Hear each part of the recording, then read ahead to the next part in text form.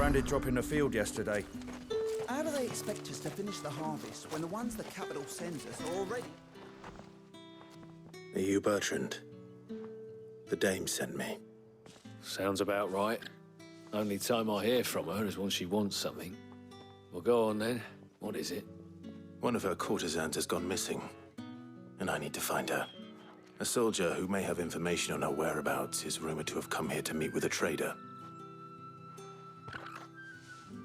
Many traders stop to peddle their wares on their way to the capital, but only one's been seen quarreling with a soldier. Is he still here? The trader? Oh, yeah. Stubborn sod stood his ground till the soldier got tired of shouting, from what I hear. If you seek him out, keep your head down. Fact is, folks round here would sooner hang a branded than help him. And that's even with the dame's brooch for protection. Understood.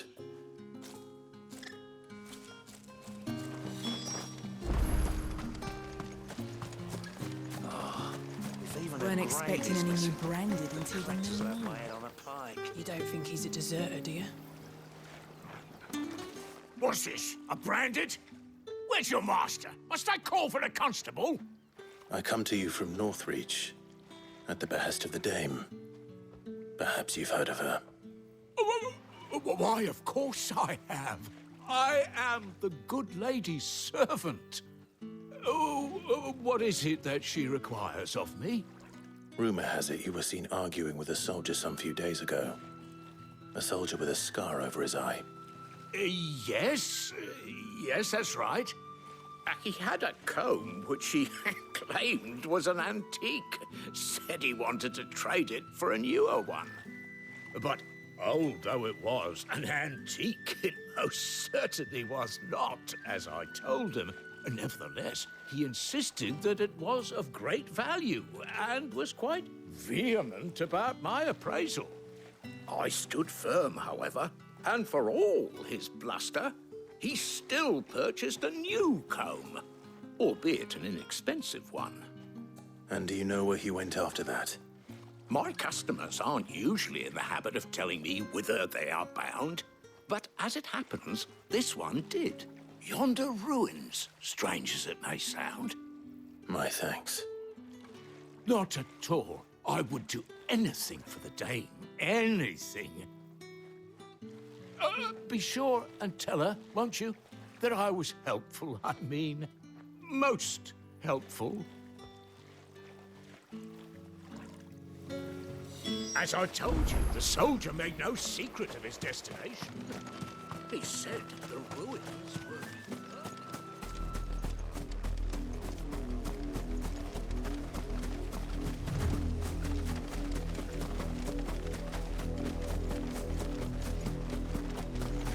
It smells of death here, Torgal. Wolves. We can't let them get any closer to the village.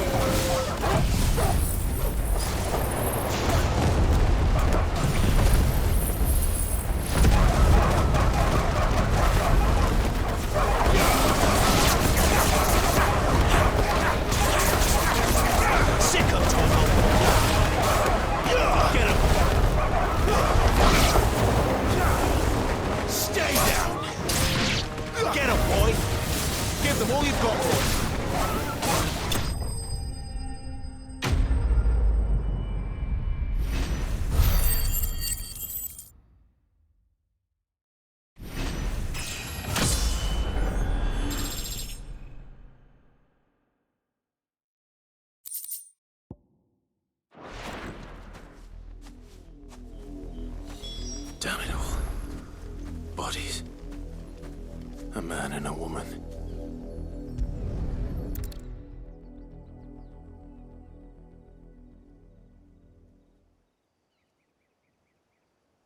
Well, the wolves have been busy. But the blood is long dry.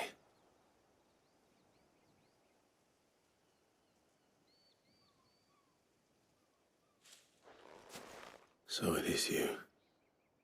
Tatienne. If that's true, then the body next to hers will be Yannick's. The girl Yannick went off to see every night. You said her name was Tatienne. You... Did you follow me? Now, why would I do that? Unless you think I'd have good reason to. But no. I was sent to find Yannick. By the looks of things, I have. We both found who we were searching for. Nah, he was a jealous sod. Couldn't stand the thought of his woman with someone else. Then one day he sees her with a new comb. Thinks she's got herself a new gallant. Tells the garrison he's going to find the man and kill him. We know it's all talk, but then he disappears off to Moor for some dealings and doesn't come back. If you mean this comb, it was a gift from the dame. If only Yannick had bothered to ask, eh? He might not be rotting on a hill. I think he meant to ask her something else. He stole the old comb and bought her a new one in the hope they'd wed. Wed? Where would they have gone? Certainly not back to Northreach with a dame waiting. And we all know what happens to deserters. Tell the dame I'm sorry for her loss. When the lads come to collect Yannick's body, I'll see that Tatienne is delivered to the Vale. Is that wise? Ah, there won't be any covering up this mess. The most we can hope for is that the dame doesn't hold it against us. Speaking of which, I saw her in Moor just now. Could you tell her what happened? Might sound better coming from you.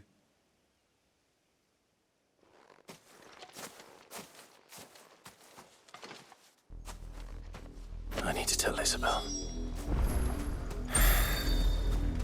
Perhaps the comb.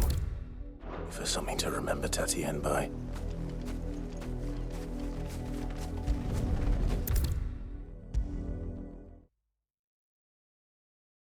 If it was a message that needed delivering, I could have seen to it, milady. Of course you could, had it not been personal. You are still in one piece, I see. You will be pleased to hear that your companions have arrived. They said they would meet you at a little chapel to the east of here. Thank you, but you needn't have come all this way just to tell me. I was on my way to see you. You found her then?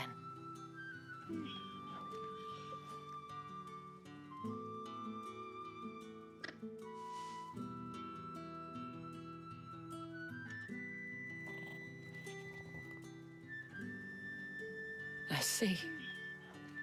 My dear Tatienne. It is by no means uncommon for a client to fall for a courtesan. Especially a client who's young and far from home. But rarely do such tales have happy endings. I found this with Tatienne. I believe it was yours.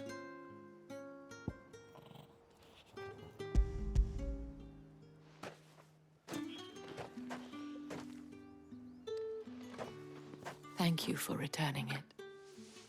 I shall see that it has a place on her pyre.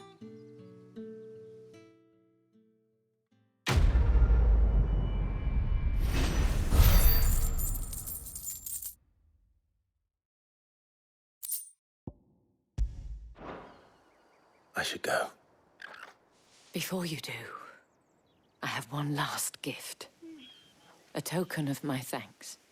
The Vale counts among its patrons several high-ranking officers of the Imperial Army. According to one of the looser-tongued gentlemen, it would appear that the legions are planning to march south. Or to mention the same thing. But did he mention that it was all of the legions? This is no mere skirmish. Were I to guess, I'd say the Emperor planned to abandon the capital. But that couldn't possibly be true now, could it? Take care, Clive. I will. And thank you again.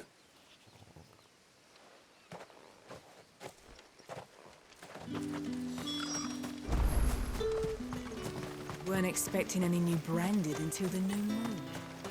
You don't think he's a deserter, do you? The dame said you would be coming. Your friends are waiting at the chapel atop the hill. Go now.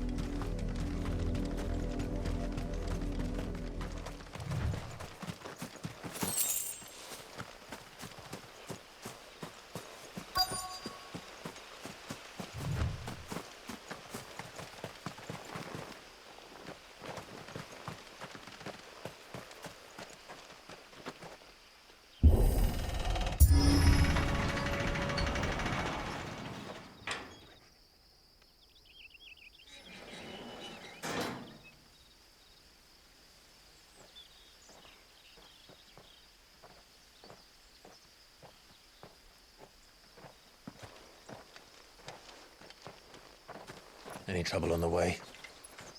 None worth mentioning. As I was telling Jill, it's worse than I thought. The capital's crawling with soldiers. And here I am, the deserter come home.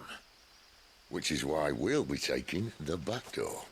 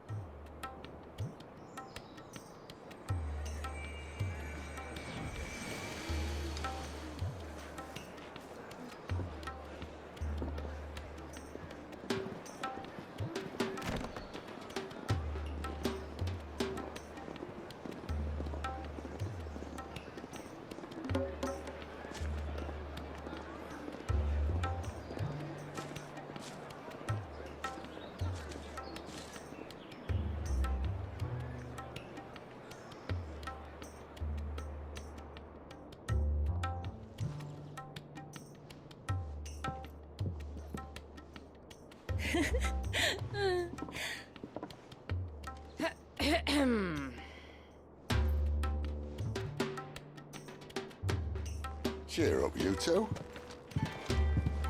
Can't think of a safer place in the Empire than a...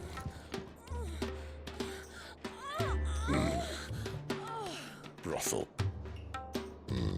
Really? Doesn't seem very private.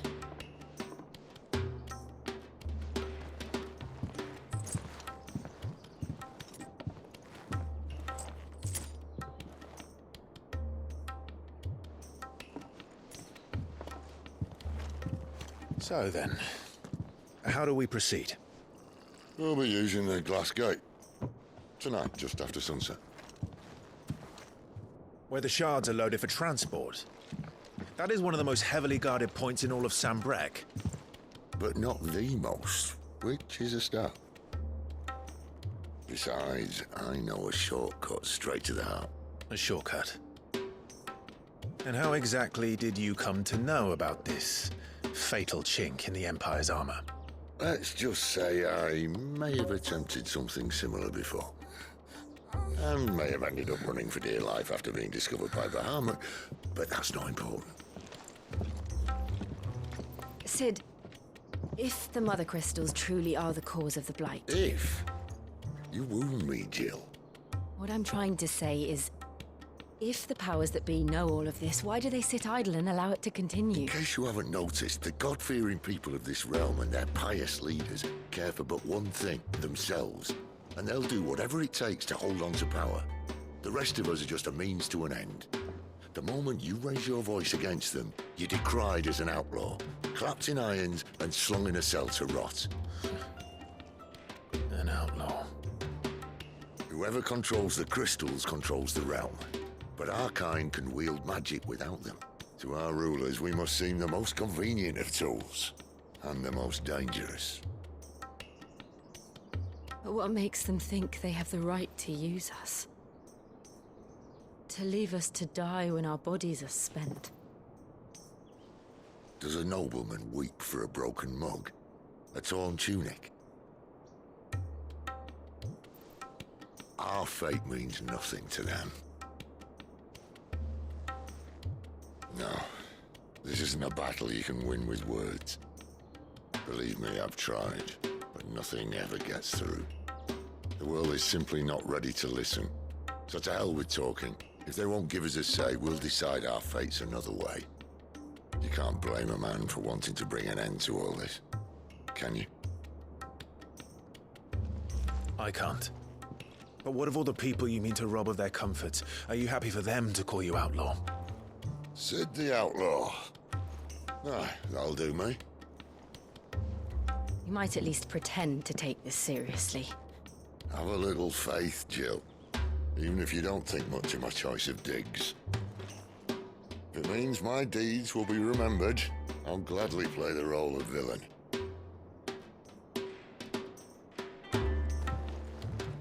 But first, we have a gate to crash. And once we're in, there'll be no turning back. So you best make ready. The world won't save itself.